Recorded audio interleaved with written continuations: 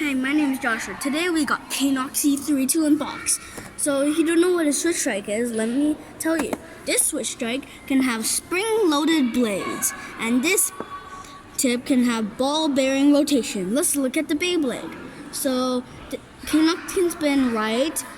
This metal is DR41 and this tip is T512. Let's look at the stats. No attack, no burst, 5 defense, 4 weight, 4 agility, and 13 stamina.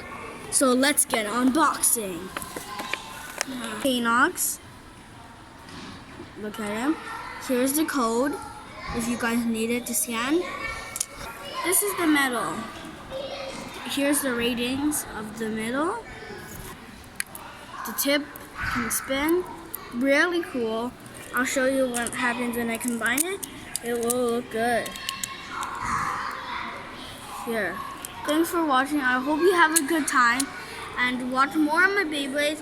And remember to subscribe. Thank you so much for watching.